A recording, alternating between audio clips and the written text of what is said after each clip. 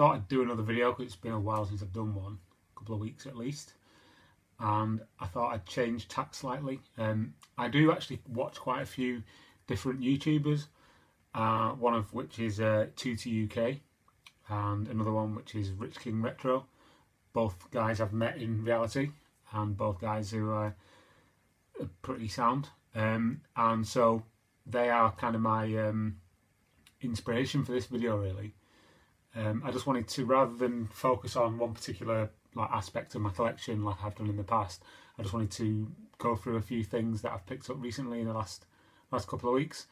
There's no real genre here, they're just random things that I didn't have and that I wanted, and I believe these are called pickup videos, so this is my attempt, or my first attempt at one of those. Again, I apologise if I start looking over to the left or right. I do record this on an iPad because it allows me to be able to see what I'm doing, so I apologise for that. I also apologise for how bland the background is on this video because it's literally just the door. Just to the left of the door there is actually more interesting stuff, but you can't actually see that, so again, apologies. And it is an absolute tip in here, you can't again see this, but it's ridiculous. There's about 500 Dreamcast joypads on the floor down there, which are emptied out of my rucksack from London Anime Con, which is the event I attended at the weekend, obviously in London, and I was under the impression that my Japanese Dreamcast here would allow me to run the PAL version of Power Stone for a fighting competition with a boot disc, and it didn't. So I took all these joypads and the Dreamcast and Power Stone and a boot disc, and it didn't work. So we had Japanese Sega Rally on for the whole weekend. Not a bad thing, but there we go. Anyway, onwards. So as I said, this pickup video is going to be in no particular order, so I just thought I'd go through the random stuff that I bought, mainly off eBay. I did pick up a few things from the Anime Con at the weekend. There was only one seller there because I'm guessing it's because a lot of the main sellers were at the Retro Collect video game market, which was up in Leeds. Massive event, it was a massive success.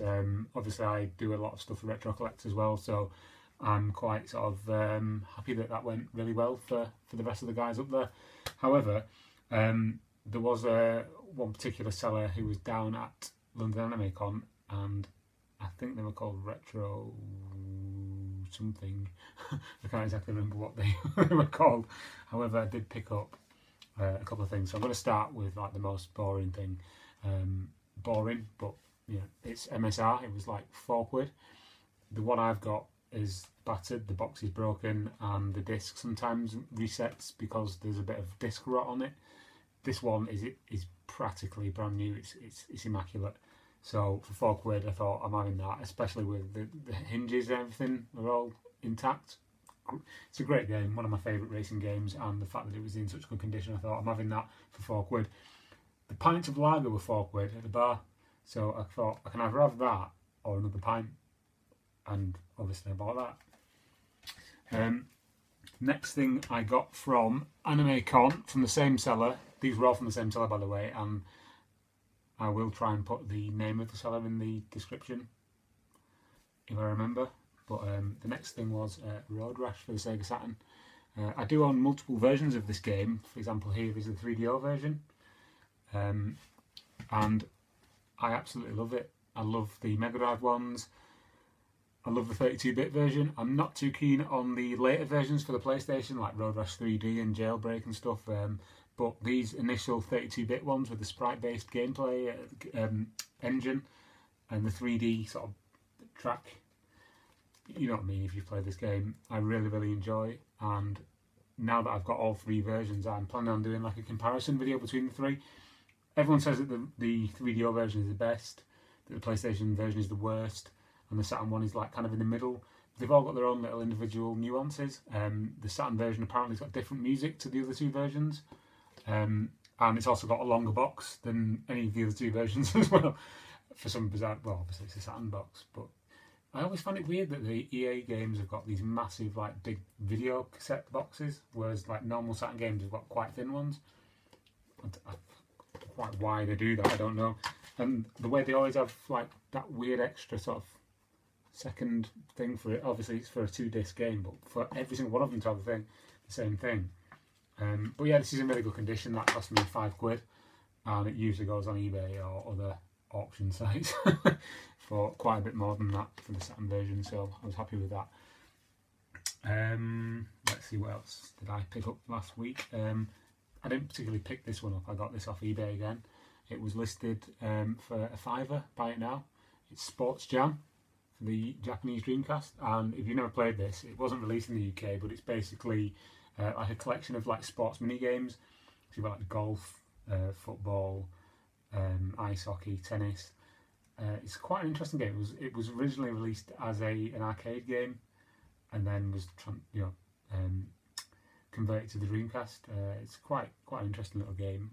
I can't help but think or wonder if they've taken any one of the individual sports games and turned them into a whole game that would have been a lot better than the sort of the sum of the parts, if you get what I mean. The golf game in particular is really good. It looks amazing, and if they turned that into a full-blown golf game, I can't help but feel it would have been a lot better than what Sports Jam actually ended up being. Next thing, let's change tack slightly. This is a Japanese Dreamcast magazine. This cost me 99p. I was the only person who bid on it. I can't actually read it because, as you can see, it's all in Japanese and I can't read Japanese, but I just thought it was a nice little curio, especially for 99p. I mean, I don't know if it was listed in the wrong section or what, but I do have quite a few different like UK and American magazines, but I don't actually have any Japanese ones, and it's quite interesting to see just the way that again, I can't read it, but the amount of exposure given to things like horse racing games and dating simulators, as far as I can tell, RPGs. I mean, things that we've never even got here, you know. So yeah, it's quite interesting. It's nice to just, you know, I'm going to sound right thicko here, but it's nice to just look at the pictures, you know, and look at the layout and just look at the different approach to, well, a magazine than what we got here. Interestingly, Tomb Raider is featured in that magazine, but really kind of far back and not a lot of exposure given to it. Okay, next, keeping on the Dreamcast theme, another game I picked up again from eBay is Phantasy Star Online version 2.0. This is basically a reissue of the first Phantasy Star Online with a few different features. There's like a mini game, different lobbies and things like that. It's various different enhancements. To be honest, I'll be honest with you. I never played Phantasy Star Online when it came out because I wasn't allowed to go online with my Dreamcast because my mum used to pay the phone bill, and I was about 13 or something. It does come with Dreamkey 3. I've already got this as well as the standalone version, but it's nice that Sega thought to bundle it all together. And it's even got like all the codes and stuff and all the other little booklets, etc. in the back. That was another one that I wanted for the collection because I didn't actually have it. Again, keeping with the Dreamcast stuff, another Japanese game is D2. I loved D on the Sega Saturn, and as a PAL gamer predominantly back in sort of like the turn of the 2000s, I never actually got to play D2, which was a bit annoying, especially since I'd like kind of followed the development even on the M2, 3DO M2, and then when it was cancelled for that and then was being remade for the Dreamcast, I was quite interested. But as I said, we never got it in the PAL territories. It came out in America, and this is the Japanese version. I'll be honest, I've not actually put it into my Dreamcast yet, so I don't even know if I'm able to play it because the text is obviously all in Japanese. I'm just wondering if the voiceover work and everything is all in Japanese as well. If it is, then I won't be playing it. Well, I'll try and play it, but I won't be enjoying it as much as if it was the American version. Why they didn't release it as a PAL game, I don't know. It's so annoying because by all accounts it's a really good adventure.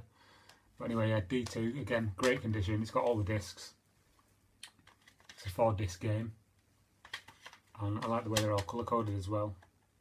If we can open the back, see, it's in really, really good condition. really mint condition actually. Another game I picked up at AnimeCon is Duke Nukem for the PlayStation. I've got the Sega Saturn versions and the N64 version. I've got the Megaton edition on my Vita, and to be honest, it was a couple of quid, so I thought I might as well just get the full set.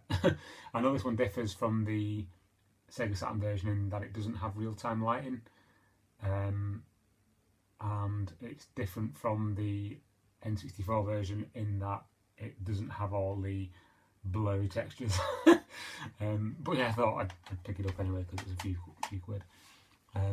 Moving back to the Sega consoles, another game I picked up at AnimeCon is Street Fighter. This is Street Fighter Alpha then. Street Fighter Zero. I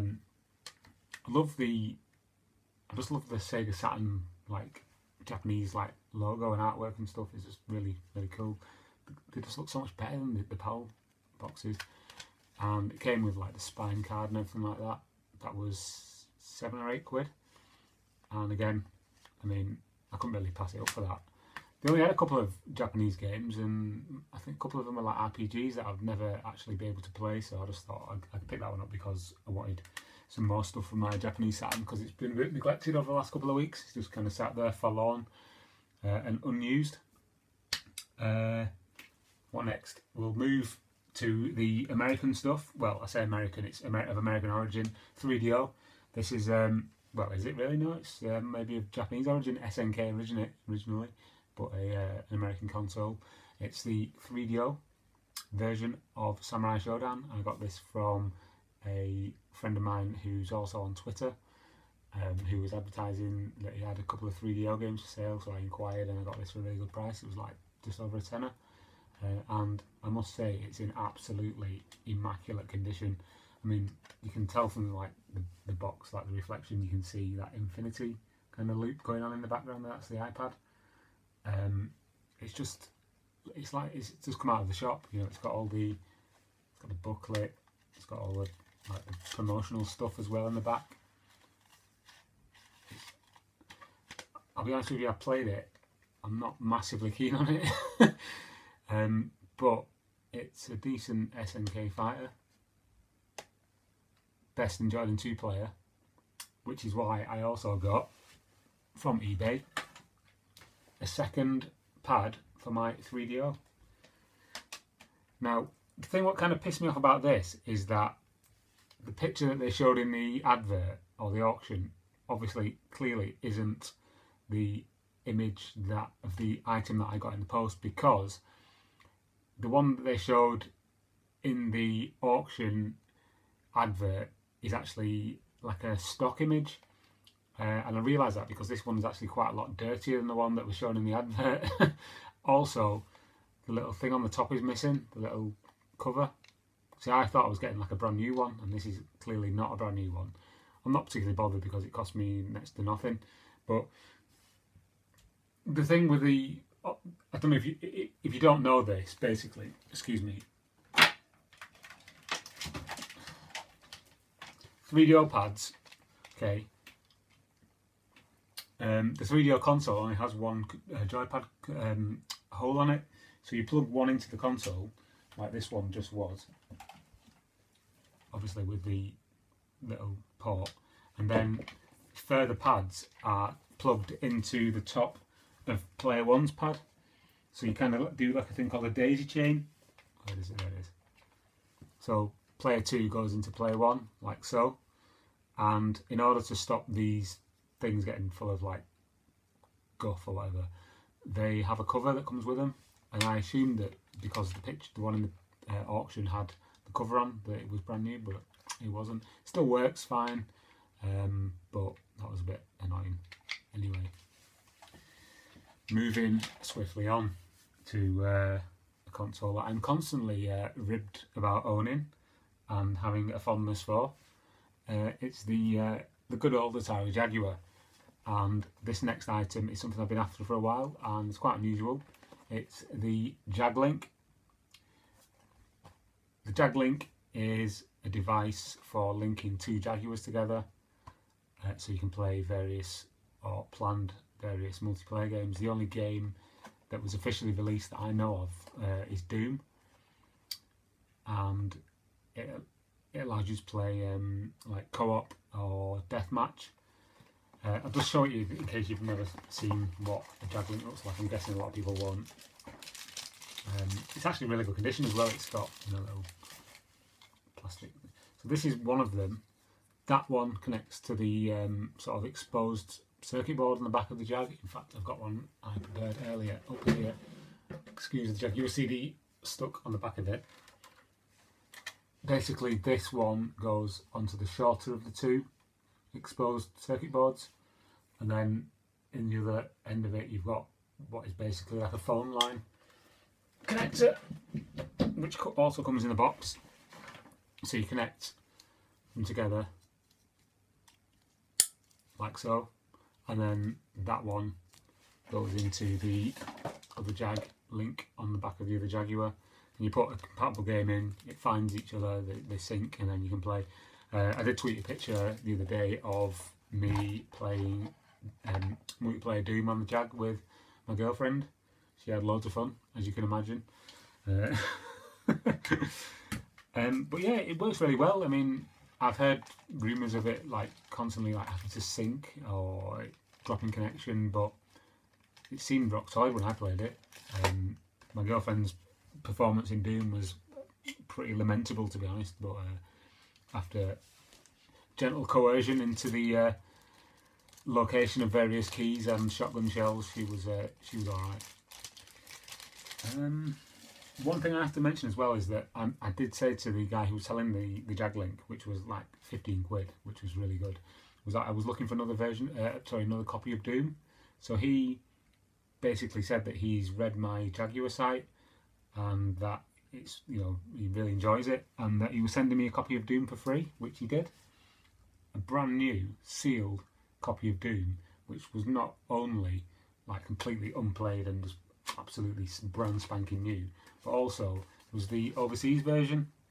And the overseas version comes with a Japanese manual, because it could obviously be sold in Japan. I mean, these games are completely like region free. The only difference is the sort of the what's the word, like the hertz rating or whatever of the consoles. So it doesn't matter which console you plug Jaguar games in, they will work. And I just found it quite interesting because I'd never seen one of these before. When I opened the thing and this was all sealed up, to see the Japanese logo or the Japanese sort of text on the manual. You do also get the international version, but it was nice to get the Japanese one as well, which is quite interesting, to be honest. You can see that it's all in the Japanese text, which is something that I found quite interesting and unusual. So yeah, those are my recent items that I've picked up from like eBay or various sellers, and yeah, I hope I've not bored you too much with my monotone voice as per usual. But yeah, tune in again next time for more riveting tales from my exploits around the bazaars and eBay.